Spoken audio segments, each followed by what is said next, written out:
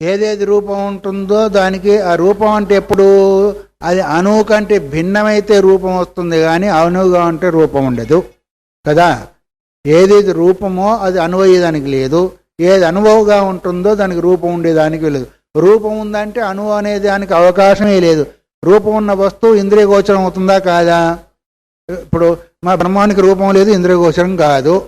అప్పుడు సాకారానికి వస్తే కానీ ఒక రూపం వచ్చింది, అప్పుడు ఇంద్రియ గోచరం అవుతుంది అంటాము. అట్లాగే అణువుకు ఒకవేళ రూపం ఉంది అంటే అదే కదా, అణువుల్లో ఉన్న రూపమే జనకులో నుంచి తిస్రను ప్రపంచంలోకి వస్తుందని వాళ్ళు అంటున్నారు. అణువు అంటావు, రూపం అంటావు, నిత్యం అంటావు. రూపం ఉన్నదానికి నిత్యం అయ్యేదానికి అవకాశం లేదు కదా. అప్పుడు మీ అణువు నిత్యం అన్నట్ట అయినట్ట అనిత్యం అన్నట్ట? మరి నిత్యం అన్నావు, రూపం ఉందన్నావు, అణువు అన్నావు, మరి మీ దానికి మీకే సరిపోలేదు. ఎట్లా కారణం అవుతుంది? దాన్నే తీసుకొస్తున్నాడు ఇప్పుడు. నిత్యాశ్చేతి యద్ వైశేషిక అభ్యుగచ్చంతి తేషాం అభ్యుపగమో నిరాలంబన. వాళ్ళ యొక్క అభిప్రాయం ఏదైతే ఉందో అది ఆధార రహితమైంది. ఎందుకంటే రూపాదిమత్వాతో పరమాణూనాం అణుత్వ నిత్యత్వ విపర్యయ. రూపం కలిగినందువల్ల పరమాణువులు అణుత్వం అనేది పోయింది, నిత్యం అనేది కూడా పోయింది. పరమాణు కారణాపేక్ష స్థూలత్వం అనిత్యత్వంచ. పరమాణువులే కారణం ఉన్నట్టయితే అది స్థూలత్వం వచ్చింది, అనిత్యత్వం కూడా వచ్చింది. పరమాణువు కారణం అన్న అది జగత్తుకి కారణం అన్నందువల్ల దానిలో స్థూలత్వం వచ్చింది, అనిత్యత్వం అనే రెండు దోషాలు వచ్చేసినాయి. ఇప్పుడు తేషాము అభిప్రేత విపరీతం ఆపద్యతే ఇత్యర్థ. వాళ్ళ అభిప్రాయానికే విపరీతం వచ్చేసింది. ఇప్పుడు నీ నాలుక నువ్వు కోసుకున్నట్టు అయిందా లేదా? నీ సిద్ధాంతాన్ని నీవు ఖండించుకున్నట్టుగానే అయింది. పరమాణువులు ఈ జగత్తు కారణం అంటే అప్పుడేమైంది? నీ యొక్క సిద్ధాంతాన్ని నీవు ఖండించుకున్నట్టే అయింది. దేనివల్ల? రూపం ఉన్నదని ఈ ఒక్క దాని చేతనే అనిత్యత్వం వచ్చేసింది, అణుత్వం కూడా పోయింది. స్థూల రూపం వచ్చేసింది, అనిత్యత్వం కూడా వచ్చేసింది. కుతః ఎందువల్ల అంటావా? కుంతః అనేది ప్రశ్న ఎవరిది? పూర్వపక్షిది. సమాధానం అంటే ఏమో లోకే దృష్టత్వాది. ఈ రూపంగా ఈ విధంగా లోకంలో చూడబడుతుంది. ఎక్కడ చూడబడుతుంది అంటావా? యద్ది లోకే రూపాది మధ్వస్తు తత్ స్వకారణాపేక్షయ స్థూలం అనిత్యం చ దృష్టం. లోకములో ఏదైతే రూపం కలిగి ఉంటుందో, స్థూలం కలిగి ఉంటుందో దాని యొక్క కారణానికంటే కూడా అనిత్యమని మనం లోకంలో గ్రహిస్తున్నామా లేదా? తత్ స్వకారణాపేక్షయ. కారణం నిత్యంగా ఉంటుంది, దానిలో వచ్చి ఉత్పన్నమైన కార్యమేమో అనిత్యంగా ఉంటుంది. ఎక్కడ కానీ కార్యం ఏర్పడిందంటే అది స్థూలంగా ఉంటుంది, అనిత్యంగా ఉంటుంది. ఇది సర్వత్ర నియమై ఉంది. కారణము సూక్ష్మంగా ఉంటుంది, నిత్యమై ఉంటుంది. కారణం స్థూలంగా ఉంటుంది, అనిత్యమై ఉంటుంది. ఎక్కడంటావో చెప్పమంటావా? పటతంతోన్ అపేక్ష స్థూలో అనిత్యశ్చ భవతి. పటం అంటే గుడ్డ, దానికి కారణం ఏంటిది? దారము. కారణానికి అపేక్ష గుడ్డ స్థూలమైందా లేదా? అనిత్యం కూడా అయిందా లేదా? స్థూలము అనిత్యము. అనిత్యం ఎట్లా అయింది అంటే పటరూపం చినిగిపోయిన తర్వాత పటరూపంలో ఉండదు. తంతువులు ఉంటాయా పోతాయా? ఉంటాయి. అప్పుడు కారణం నిత్యమైంది, కార్యమేమో అనిత్యమైంది. అయితే కారణము కంటే కూడా భిన్నమైన కార్యము స్థూలము అయింది, అనిత్యమైంది.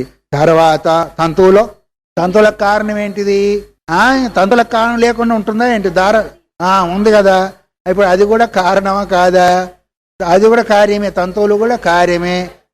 దాని అణువుల కంటే కూడా స్థూలము అయింది, అనిత్యమైంది. కనిపిస్తుందా లేదా? అట్లాగే రెండు కపాలద్వయ సంయోగం ఏంటిది? కుండ.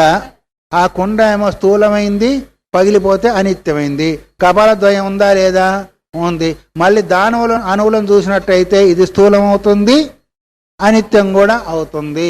మరి ఈ విధంగా చూసుకున్నట్టుగానే యథాచ అమి పరమాణవో రూపాదిమంత. అట్లాగే మీ పరమాణువులు కూడా రూపం కలిగి ఉన్నాయట్టండి. రూపం కలిగింది అంటే ఆ కుండ, ఆ తంతువులు వగైరా ఎట్లాగైతే అనిత్యమైందో నీ పరమాణువులు కూడా అనిత్యం కావాలా? నీ పరమాణువులతో అయితే మీ జగత్తు కారణం ఎట్లవుతుంది? అయ్యేదానికి అవకాశం ఉంటుందా? ఉండదు. తైరభ్యుపగమ్యతే తస్మాత్ తే అపి కారణవంత తదపేక్షయా స్థూల అనిత్యాశ్చ ప్రాప్నువంతి. ఏదేది మనకు రూపం అవ్వాలనుకుంటున్నావో వాటికి కారణము, ఆ కారణానికంటే ఇవి స్థూలము అనిత్యము. మళ్ళీ ఆ వాటికి ఏదైనా కారణం ఉంటే ఆ కారణానికంటే అది స్థూలము అనిత్యము. మళ్ళీ దానికి ఏదైనా కారణం ఉంటే చిట్టు చివరి దాకా నువ్వు అణువులు దాకా పోతే అక్కడ కూడా రూపం ఉందన్నావు కాబట్టి నీ అణువులు కూడా అప్పుడు ఏమైనాయి? అనిత్యమైపోయింది, స్థూలమైంది, అనిత్యమైపోయింది. యచ్చ నిత్యత్తే కారణం తైరుక్తం. మరి ఆ కారణమేమో నువ్వు నిత్యం అన్నావు, పరమాణు కారణం ఏమన్నావు? నిత్యం అన్నావు.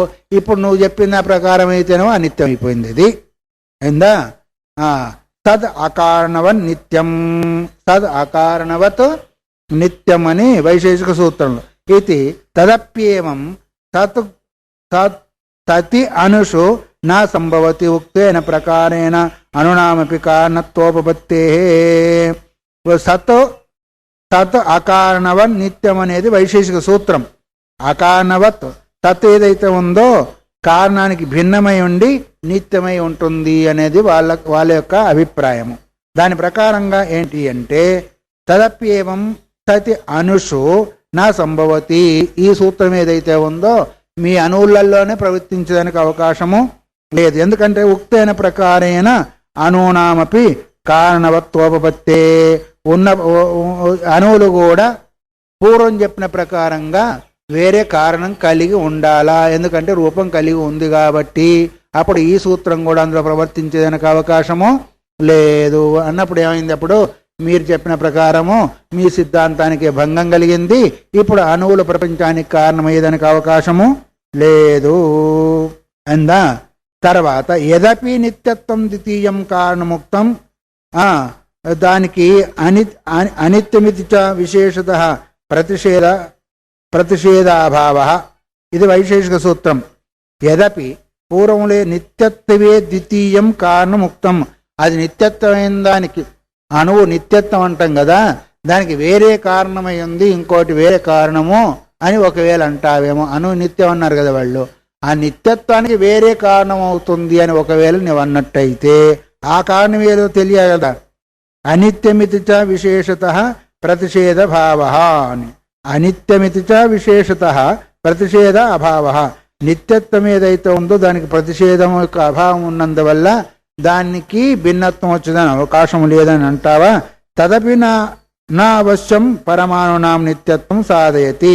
ఈ పద్ధతిలో కూడా పరమాణువులకు నిత్యత్వం సాధించి పెట్టేదానికి అవకాశము లేదు. ఎందుకంటావా? అసతి యస్మిన్ కస్మిశ్చిన్ నిత్యే వస్తుని నిత్యశబ్దేన నైహ సమాసో నోపపద్యతే. ఇప్పుడు ఏదైనా వస్తువు ఉంటే ఆ వస్తువుకు నై సమాసము సంబంధిస్తుంది, కానీ వస్తువే లేనప్పుడు నై సమాసం సంబంధించేదానికి వీల్లేదు. ఎట్లాగంటే ఇప్పుడు బ్రాహ్మణుడు అన్నాం, ఇంకొక వస్తువు ఉంటే నా బ్రాహ్మణుడు అబ్రాహ్మణుడు అంటాం కదా. నై సమాసం అంటే ఏంటిది? లేదు అనేదాన్ని గుర్తు చేసేదానికి. వస్తువు ఉంటే లేదనేదానికి అది సమాసం అవుతుంది, కానీ వస్తువే లేనప్పుడు సమాసం ఎట్లా అవుతుంది? ఒక వస్తువు ఉంటే నై సమాసం అవుతుంది, వస్తువే లేకుంటే నై సమాసం వచ్చేదానికి అవకాశమే లేదు. అందుకరికి చెప్తున్నారు యస్మిన్ కస్మిన్ నిత్య వస్తుని, ఒక నిత్య వస్తువు అనేది ఉంటే ఎక్కడో ఒక దగ్గర ఏదో రకంగా నిత్య శబ్దేన నై సమాస, నిత్య శబ్దం చేత నై సమాసం జరిగేదానికి అవకాశం ఉంటుంది, కానీ అది లేనప్పుడు నై సమాసం జరిగేదానికి అవకాశము లేదు. నా పునః పరమాణు నిత్యత్వమేవాపేక్షతే, లేదు పరమాణులే సతంగా నిత్యం అని ఒకవేళ అంటావేమో. తచ్చ అస్తేవ నిత్యం పరమ కారణం బ్రహ్మ, వాటికి కూడా నిత్యమైంది పరమ కారణం మా బ్రహ్మం ఉంది పో అన్నాడు. ఒకవేళ నిత్యత్వం ఒకవేళ అంటూ ఉంటే దానికి కూడా అంటే మా బ్రహ్మం తప్ప నిత్యమైంది ఇంకోటి లేదు.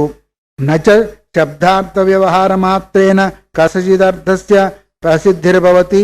శబ్దార్థమాత్రం చేతనే ప్రసిద్ధి వస్తువు ఉండేదానికి, శబ్దార్థం తెలుసుకున్నంత మాత్రం చేతనే మనకు ఆ వస్తువు లభిస్తుందా? శబ్దం ఉండాలా, వస్తువు కూడా ఉండాలి, అప్పుడు ప్రయోజనకారి అవుతుంది. కేవలం శబ్దార్థం తెలుసుకుంటే, ఇప్పుడు మీరు కదా శబ్దార్థం తెలుసుకున్నట్టు మేమైనా అంతే. ఇప్పుడు మనము ఈ భాష్యాన్ని ఈ సూత్రాలకు శబ్దార్థం తెలుసుకున్నా కానీ అసలు బ్రహ్మం తెలుసుకున్నాము, మనము తెలుసుకోలేదు. అట్లాగే శబ్దార్థం తెలుసుకుంటే ప్రయోజనం ఏమీ లేదు, అక్కడ వస్తువు కూడా ఉండాలా. అంటావా? ప్రమాణాంతర సిద్ధయో శబ్దార్థయోర్ వ్యవహార అవతారాతో ఇప్పుడు శబ్దార్థం ఏంటిది? ప్రమాణాంతరం చేత తెలియబడేది. ప్రమాణం ఏంటిది? ప్రత్యక్ష ప్రమాణం చేత వస్తువు తెలియబడుతుంది. శబ్దార్థం దేని తెలియబడుతుంది? శ్రోత్రేంద్రియం ద్వారా తెలియబడుతుంది. శబ్దార్థమేమో శ్రవణాంద్రియం ద్వారా కలిగింది. దాని యొక్క వస్తువు యొక్క స్వరూప అవగాహన ఏమో వేరే ప్రమాణాంతరం ద్వారా తెలియబడుతుంది. అందువల్ల కేవలం శబ్దార్థాన్ని తెలుసుకున్నందువల్ల ప్రయోజనం ఏమీ లేదు. అందుకొరకు ప్రమాణాంతర సిద్ధయో శబ్ద అర్థయో వ్యవహార అవతారాతో శబ్దము యొక్క అర్థము శబ్దం ఒకదాని ద్వారా తెలియబడుతుంది, శబ్దార్థమేమో వేరే ప్రమాణం ద్వారా తెలియబడుతుంది. కాబట్టి వ్యవహార అవతారాతు దాని చేతనే వ్యవహారం జరుగుతుంది. కేవలం శబ్దార్థం చేత మాత్రం తెలియబడేదానికి అవకాశము లేదు. యదపి నిత్యత్తే తృతీయం కారణముక్తం, లేదు నిత్యమైనందువల్ల వేరే కారణం ఉంది, అది కారణం అంటాము. ఏం కారణం అంటావు? అది అవిద్యాచ, దాని కారణము అవిద్య అంటాం. తెలియనందువల్ల అది కారణం అంటావేమో మూడవ కారణము. ఆ విధంగా చెప్పేదానికి కూడా వీలు లేదు. తద్ యద్ ఏవం వివ్రియతే సతాం పరిదృశ్యమాన కార్యాణం కారణానాం ప్రత్యక్షేణ అగ్రహణం అవిద్యా. ఒకవేళ వివ్రియతే సతాం పరిదృశ్యమానం, ఈ కనిపించే వస్తువులకంతా కూడా మరి కార్యాలు కదా. కనిపించే వస్తువులన్నీ ఏంటిది? కార్యాలు. వాటి కారణాలన్నీ కూడా ప్రత్యక్షేణ అగ్రహణం అవిద్య. వాటి కారణభూతమైన అణువులన్నీ కూడా అగ్రహణం అంటే గ్రహించకపోయేదాని కొరకు కారణం ఏంటంటే అవిద్య అని చెప్తాం మేము. కనిపించే కార్యాలకంతా కూడా గ్రహింపబడకుండా ఉండే కారణాలన్నిటి కూడా ఏంటి కారణం అంటే అవిద్య అని చెప్పుతాము అని ఒకవేళ అంటావేమో. తతో ధ్వనుక నిత్యత అపి ఆపద్యేత. ధ్వనుకులు కూడా కనిపించవు కదా. అప్పుడు ధ్వనుకులు కనిపించినందువల్ల అది కూడా ఎట్లాగైతే అణువు నిత్యమైందో ఇప్పుడు ధ్వనుకు కూడా నిత్యం అవుతుందా లేదా? నువ్వు కేవలం పరమాణునే నిత్యం అంటావు, ధ్వనుకును అనిత్యం అనవు. ఇప్పుడు త్రశ్రేణువు నువ్వు కదా, త్రశ్రేణు నుంచి కూడా నీకు ప్రత్యక్షం అవుతుంది. త్రశ్రేణువు చతురేణు నుంచి కదా ప్రత్యక్షం అవుతుంది. ధ్వనుకు వరకు నీకు ప్రత్యక్షం కాదు. అప్పుడు ధ్వనుకు కూడా నిత్యం అవుతుందా లేదా? మరి మీరు వైశేషులు ధ్వనుకు నిత్యంగా ఒప్పుకోరు, పరమాణు మాత్రమే నిత్యంగా ఒప్పుకుంటా ఉంటారు. అప్పుడు ఇప్పుడు దోషం వచ్చిందా లేదా? వచ్చింది. అందువల్ల అద్రవ్యత్వే సతి ఇది విశేషతే. అద్రవ్యత్వే సతి ఏంటిది? ఇది కారణం అంటాము. ఇప్పుడు ధ్వనుకు ద్రవ్యమైంది. ద్రవ్యం అంటే అర్థమేమి? ఒక వస్తువు. ఇప్పుడు రెండు అణువులు కలిసినందువల్ల అది ద్రవ్యమైంది. అద్రవ్యత్వే సతి ఇది ద్రవ్యానికి భిన్నమై కనిపించకుండా ఉండే కారణం కావాలి అంటా. ఒకవేళ అప్పుడు ఏమవుతుంది? ధ్వనుకు భిన్నమైపోతుంది. కాబట్టి అది నిత్యమయ్యేదానికి అవకాశం లేదని ఒక పదాన్ని మీరు చేర్చితే తదాపి అకారణవత్వమేవ, అట్లయినా కూడా కారణమయ్యేదానికి అవకాశం లేదు. ఎందుకంటావా? నిత్యత నిమిత్తం ఆపద్యేత తస్య చ ప్రాగేవ ఉక్తత్వాతో. అది కూడా నిత్యమయ్యేదానికి అవకాశం ఉంటుంది. ఎందుకంటే దీని గురించి ముందే చెప్పబడింది, ముందు వ్యాఖ్యానంలో చెప్పబడింది. అవిద్యాచ ఇది పునరుక్తం స్యాతో. అవిద్య చేతనే అది గ్రహింపబడేదానికి కారణము. మరి నిత్యం అన్నావు కదా నువ్వు, అది నిత్యత్వ ఆపత్తి కూడా వస్తుంది. అధాపి కారణ విభాగాతో కారణ వినాశాచ్చ అన్యస్య తృతీయస్య వినాశ హేతో అసంభవో అవిద్య. కారణ విభాగాతు ఏమన్నాడు? కారణ విభాగం చేసినందువల్ల కారణ వినాశ, కారణాన్ని విభాగం చేసినందువల్ల ఏమైంది? కారణం నశించిపోతుంది అనేది కదా. ఒక్కొక్క కారణాన్ని విభాగం చేసుకుంటూ పోతే ఏమవుతుంది? ఆ కారణమంతా కూడా వినాశమై పోతూ ఉంటుంది. అన్యస్య తృతీయస్య వినాశ హేతో అసంభవ అవిద్య స పరమాణూనాం నిత్యత్వం ఖ్యాపయతి వ్యాఖ్యాయత. ఒకవేళ నీవు అన్నిటిని కూడా విభాగం చేసుకుంటూ పోతూ ఉంటే అవన్నీ నశించినందువల్ల ఇంకా వేరే లేని కారణం చేత దానికి కారణం ఏంటి? అవిద్య. పరమాణువుల గ్రహణానికి అవిద్యే కారణం అంటావేమో, అందులో నిత్యత్వం వస్తుందని ఒకవేళ అంటావేమో. ఆ విధంగా ఏదైనా కూడా అవకాశము లేదు. ఎందుకంటావా? నా అవశ్యం వినశ్చేద్ వస్తువు ద్వాభ్యామేవ హేతుభ్యాం వినష్టం అర్హతి. అసలు ఏ వస్తువు నశించిపోతుందో, రెండు కారణాల చేత నశించిపోతుంది, కానీ మూడో కారణం వచ్చేదానికి అవకాశము లేదు. ఏ కారణం అంటావా? నియమోక్తి నావశ్యం వినశ్యతి వస్తు ద్వాభ్యాం హేతుభ్యాం వినష్టమర్హతి ఇది నియమోక్తి. రెండు కారణాల చేత నష్టమవుతుందనే నియమము లేదు. ఒకటి విభాగం చేస్తూ చేస్తూ చేస్తూ పోతే కార్యం అంతా కూడా నష్టం అయిపోతుంది, కారణం ఒకటి మిగులుతుంది అంటే అక్కడ రెండే హేతువులు కాదు, రకరకాలుగా ఉంటుంది. సంయోగ సచివ అనేకస్మిష్ట ద్రవ్యే ద్రవ్యాంతరస్య ఆరంభకే అభ్యుపగమాన ఏతదేవం స్యాత్.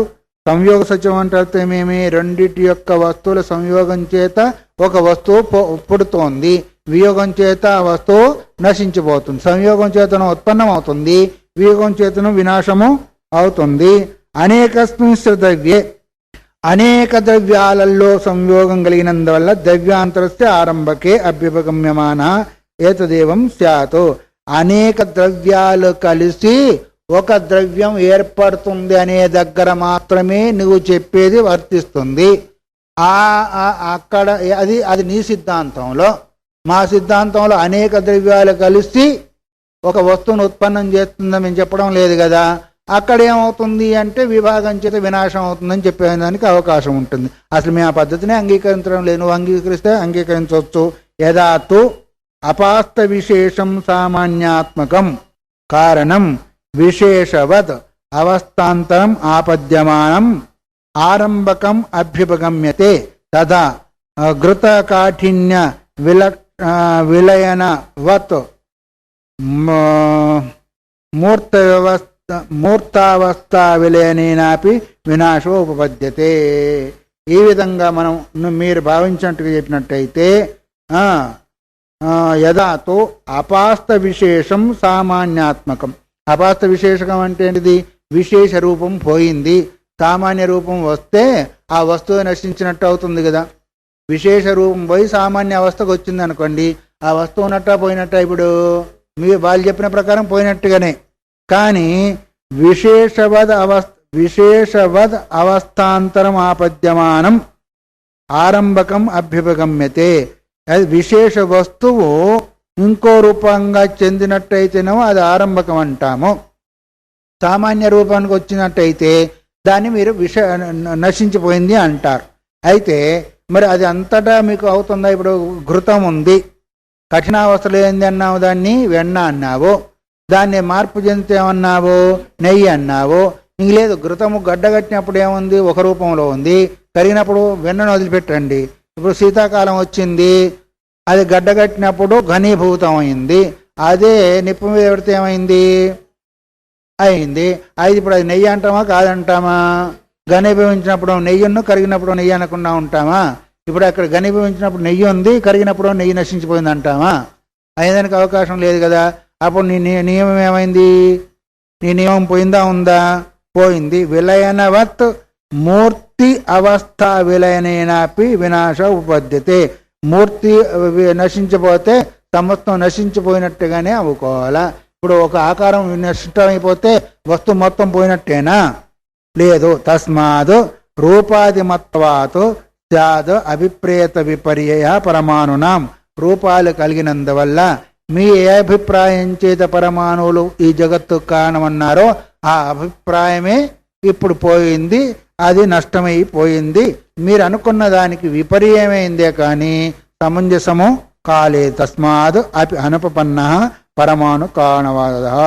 ఈ విధంగా కూడా పరమాణు కారణవాదము ఉపపన్నమయ్య అంటే సంభవించేదానికి అవకాశము లేదు. అందుకొరకు మా బ్రహ్మకారణవాది సరి అయింది, కానీ ఇన్ని దోషాలు కలిగినందువల్ల జగత్తుకు పరమాణు కారణవాద అయితే ఉందో అది సమంజసమైంది కాదు అనేదాన్ని నిర్ణయం చేశాడు. ఇన్ని రకాల తర్కం చేత, ఉపమానాల చేత వాళ్ళు దేన్నైతే ఒప్పుకుంటూ ఉంటారో ఆ పద్ధతి చేత వాళ్ళ పద్ధతి ఖండింపబడుతుంది, కానీ బ్రహ్మకారణ పద్ధతి మాత్రం ఖండింపబడడానికి అవకాశం లేదనే దాన్ని నిర్ణయం చేసి చెప్పారు. మిగతా విషయాలు రేపు విందాం. హరి ఓం తత్సత్. ఉభయధాచ దోషాత్, రెండు రకాలుగా దోషము సంభవిస్తుంది అనేదాన్ని గుర్తు చేశాడు. అది ఏ పద్ధతి అంటే ఆక్షేపం చేస్తున్నాడు పూర్వపక్షి వైశేషికుల్ని. గంధ రస రూప స్పర్శ గుణ స్థూల పృథివీ. గంధము, రసము, రూపము, స్పర్శము నాలుగిటితో కూడుకుంది స్థూలమైంది పృథివీతత్వం. ఎన్నున్నాయి అందులో? గంధం ఉంది, రసం ఉంది, రూపం ఉంది, స్పర్శం ఉంది. 4 గుణాలతో కూడుకుంది, స్థూలమై ఉంది, అతి స్థూలం ఇది పృథివీతత్వం. రూప రస స్పర్శ గుణాలు కలిగింది, సూక్ష్మమైంది జలం. అంటే పృథివీ కంటే సూక్ష్మం ఏంటిది? జలం. ఎందుకంటే దానిలో 3 గుణాలు ఉన్నాయి, దానికంటే సూక్ష్మము దానికి కారణమై ఉంది అని. 3 గుణాలతో. ఎక్కువ బరువు ఉన్నవాళ్ళు స్థూలమా, తక్కువ బరువు ఉన్నవాళ్ళు స్థూలమా? ఎక్కువ ఉన్నవాళ్ళు అంటే ఇప్పుడు పృథ్వీలో 4 ఉన్నాయి, జలంలో ఎన్ని ఉన్నాయి? 3 ఉన్నాయి. రూప స్పర్శ గుణం సూక్ష్మతరం తేజ. రూపము స్పర్శం మాత్రం ఉంది, అది సూక్ష్మమైతే ఇది సూక్ష్మతరమైంది. జలం సూక్ష్మమైతే తేజస్సు సూక్ష్మతరమైంది. కేవల స్పర్శ గుణం మాత్రం ఉంది, సూక్ష్మతరమో. వారిత్యేవం ఏతాని 4 భూతాని ఉపచిత అపచిత గుణాని. ఇవి కేవలం సూక్ష్మతమం ఏంటిది? ఒక్క గుణం కలిగింది, స్పర్శ గుణం కలిగింది ఏంటిది? వాయువు. ఈ రకంగా 4 భూతాలు, పృథివీ, అపు, తేజస్సు, వాయువు, ఈ 4 భూతాలు ఒక్కొక్క గుణంలో 4, 3, 2, 1 గుణము కలిగి ఉన్నాయి. ఒకటి స్థూలము, సూక్ష్మము, సూక్ష్మతరము, సూక్ష్మతమము. ఒకదానికంటే ఒకటి తేలికై ఉన్నాయి. ఇప్పుడు భూమి కంటే జలం తేలిక కాదా? ఎందుకంటే అతి స్థూలమైంది, అది తేలిక. జలానికంటే అగ్ని తేలిక, అగ్ని కంటే వాయువు తేలిక. ఒక్కొక్క గుణాన్ని బట్టి స్థూలము, సూక్ష్మము, సూక్ష్మతరము, సూక్ష్మతరముని 4 భూతాలు ఉపచిత అపచిత గుణాని. ఉపచిత అపచిత అంటే పెరుగుతూ ఉంటాయి, తరుగుతూ ఉంటాయి ఈ గుణాలు వాటిల్లో. స్థూల సూక్ష్మ సూక్ష్మతర సూక్ష్మతమ తారతమ్య ఉపేతాని. ఇవి తారతమ్యం అంటే భేదం కలిగింది. స్థూలము, సూక్ష్మము, సూక్ష్మతరం, సూక్ష్మతము ఒకదానికంటే ఒకటి భిన్నం ఉందా? ఒకటే అయ్యి ఉందా? ఒకదానికంటే ఒకటి భిన్నమైందా? వేరే ఒకటే అయ్యి ఉందా? భిన్నమై ఉన్నాయి. అందుకొరకు తారతమ్యం అంటే ఏంటిది? భేదం. ఒకదానికంటే ఒకటి. తారతమ్యం అంటే ఏంటిది? తరతమ భేదం అంటారు కదా, భేదం కలిగింది. దీనిలో 3 ఉన్నాయి, దానిలో 2 ఉన్నాయి, దానిలో 1 ఉంది, దీనిలో 4 ఉన్నాయి కదా. ఒకటి ఇంకోటి అయ్యేదానికి అవకాశము లేదు. లోకే లక్ష్యంతే. ఇవి లోకములో మనము చూస్తూ ఉన్నాము, మన లక్ష్యంలో అవి కనిపిస్తూ ఉంటాయి. తద్వత్ పరమాణవోపి ఉపచిత అపచిత గుణా కల్పేరన్నవా.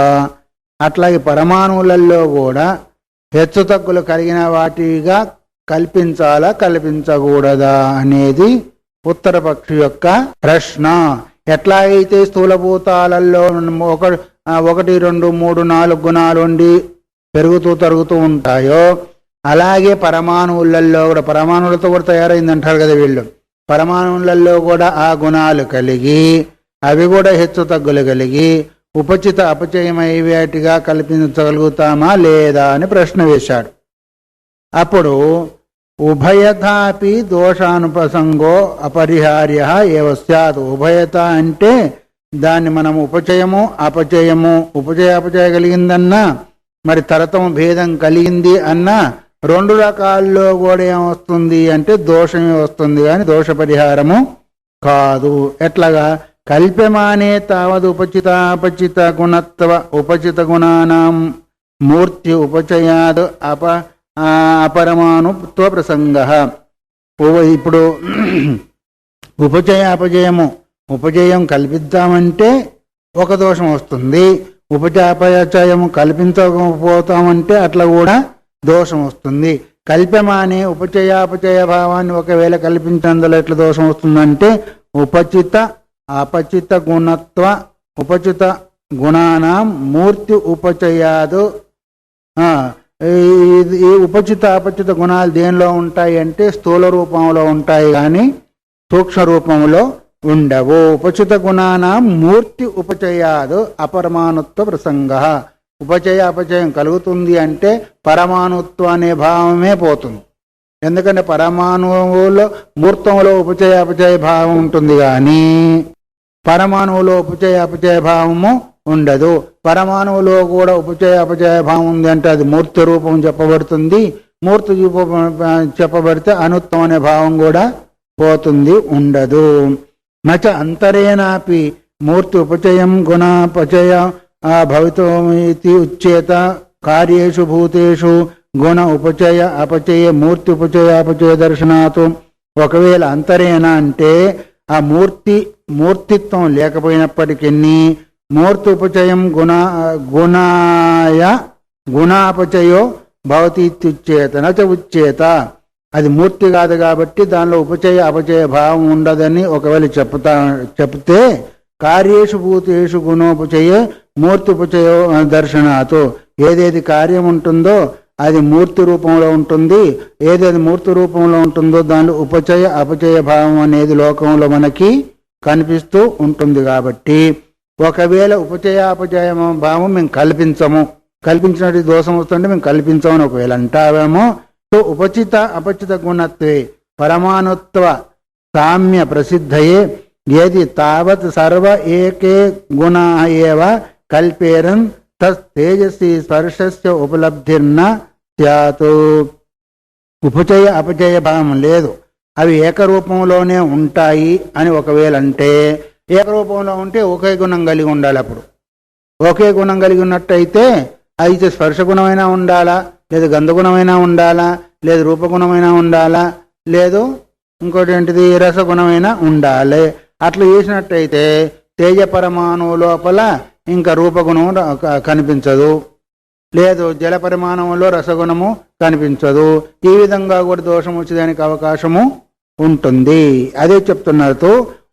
ఉపచితాపచిత గుణత్వే పరమాణుత్వ సామ్య ప్రసిద్ధయే యది తావత్ సర్వం ఏకో గుణ ఏవ. ఈ 4 అణువులు కూడా 4 రకాల పరమాణువులు కూడా ఒకే గుణాన్ని కలిగి ఉంటాయి, 4, 3, 2, 1 కలిగి ఉండవు అని చెప్తే కల్పేంత తేజస్వి స్పర్శస్య ఉపలబ్ధిర్నా స్యాదు. తేజస్సు లోపల అంటే తేజో గుణం లోపల అది కేవలం రూపగుణం కలిగింది కదా, అప్పుడు స్పర్శ గుణం అందులో మనకు కనిపించకూడదు. కనిపిస్తుందా లేదా? అగ్నిలో మనకేం స్పర్శ కనిపిస్తుంది? ఉష్ణ స్పర్శం కనిపిస్తుంది. అందువల్ల ఒకే గుణం ఉంది అంటే స్పర్శ గుణం అందులో మనకు కనిపించకూడదు.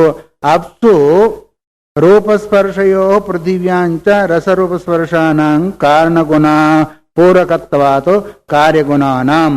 అట్లాగే రసములో ఒక స్పర్శ ఇది జలంలో ఒక రసగుణమే కనిపించాలా, అప్పుడు స్పర్శ ఉన్న రూపగుణము కనిపించకూడదు. తర్వాత పృథివీలో గంధగుణం మాత్రమే కనిపించాలా, స్పర్శ రూప రసగుణము కనిపించకూడదు.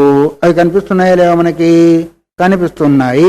అందువల్ల పృథివ్యాంచ రసరూప స్పర్శానాం కారణగుణ పూర్వకత్వాతో కార్యగుణానాం. మీరు అనుకునేది ఏంటి అంటే కారణం యొక్క గుణాలు కార్యంలో వస్తున్నాయి అన్నారు కదా, కార్యం వస్తున్నాయి కాబట్టి ఇప్పుడు రాకుండా ఉండాలా. ఒకే గుణం ఉంటుందంటే ఏం చేయాలి? అప్పుడు కారణ గుణాలు కార్యంలోకి రాకూడదు. అంటే ఇప్పుడు అగ్నికి కారణం ఎవరు? వాయువు. వాయు యొక్క స్పర్శ గుణము అగ్నిలోకి రాకూడదు కదా. ఆ తర్వాత జలానికి కారణం ఏంటిది? అగ్ని. అగ్నిలో ఉన్న రూపం స్పర్శ జలంలోకి రాకూడదు. అట్లాగే పృథివీకి కారణం ఏంటిది? జలము. జలంలో ఉన్న స్పర్శ రూపరస గుణాలు పృథివీలోకి రాకూడదు. మరి మీ యొక్క పద్ధతి ఏంటి అంటే కారణ గుణాలను కార్యగుణంలోకి వస్తాయనేది మీ పద్ధతి. అది సర్వే చతుర్గుణ ఏవ కల్పేరన్ తతో అప్స్వపి గంధస్యోపలబ్ధి. అన్నిట్లో ఒక్కొక్క దాంట్లో 4 గుణాలు ఉంటాయని ఒకవేళ అంటావేమో. 4 గుణాలు ఉంటాయంటే అప్పుడు జలంలో కూడా గంధం గుణం రావాలా, అగ్నిలో కూడా రసగంధాలు రావాలా. ఇప్పుడు మీ సిద్ధాంతానికి భిన్నత్వం వచ్చేస్తుంది. ఒక్కొక్కటి ఉందా అంటావా? ఒక్కొక్క అణువులో ఒక్కొక్క గుణం ఉందంటావా? దానిలో ఆ గుణం కనిపించకూడదు. లేదు ఒక్కొక్క దానిలో 4 గుణాలు ఉన్నాయంటావా? మరి లేని దానిలో కూడా ఇవన్నీ కూడా వాయువులో కూడా గంధం కనిపించాలా, స్పర్శ కనిపించాలా, రసం కనిపించాలా, రూపం రూపం ఎట్లాగో దాందే కదా. రసం కనిపించాలా, గంధం కనిపించాలా, స్పర్శం కనిపించాలా. అవి కనిపిస్తున్నాయా? కనిపించడానికి అవకాశము లేదు. అందువల్ల తతో అప్స్వపి గంధయోపలబ్ధి. అప్సు అంటే జలంలో కూడా గంధం యొక్క ఉపలబ్ధి మనకు కనిపించాలా. తేజసి గంధరసయోహో, తేజస్సు అంటే అగ్ని లోపల గంధం యొక్క రసం యొక్క ఉపలబ్ధి కూడా మనకు కనిపించాలా. వాయువులో గంధ రూపరసానాం, వాయు లోపల గంధం గుణం కనిపించాలా, రూపగుణం కనిపించాలా, రసగుణం కనిపించాలా. కనిపిస్తున్నాయా? కనిపించు. అట్లా ఒకటి ఉన్నదానికి ఒక్కొక్కటి ఉంది అనేదానికి వీలు లేదు. ఇట్లా 4 ఉన్నాయనే దానికి కూడా వీలు లేదు. ఒక్కొక్కటి ఉందంటే మిగతాయి కనిపించకూడదు. 4 ఉన్నాయంటే మిగతా వాటిలో 4 కనిపించాలా. అట్లా చెప్పినా విరుద్ధం వస్తుంది, ఇట్లా చెప్పినా విరుద్ధం వస్తుంది. నైవం దృష్ట్యతే, ఈ విధంగా మనకు లోకంలో ఎక్కడ కనిపించడం లేదు. విరుద్ధ స్వభావాలు కలిగినవిగా ఎక్కడ మనకు కనిపించడము లేదు. తస్మాదపి అనుపపన్న పరమాణు కారణవాద. ఈ 2 రకాలుగా కూడా, ఉభయద అంటే ఏంటిది, 2 రకాలుగా కూడా మనకు దోషం కనిపిస్తుంది. కాబట్టి జగత్తుకు పరమాణువాదము వర్తించదు, పరమాణు కారణవాదము వర్తించదు అనేదాన్ని సిద్ధింపజేశారు. తర్వాత 17వ సూత్రం ద్వారా అపరిగ్రహాచ అత్యంతం అనపేక్ష. అపరిగ్రహాచ అంటే గ్రహణం చేయనందువల్ల, అంటే ఎవరు గ్రహణం చేయనందువల్ల? మనువాది మహర్షులు గ్రహణం చేయనందువల్ల, దాన్ని ఒప్పుకోనందువల్ల అత్యంతం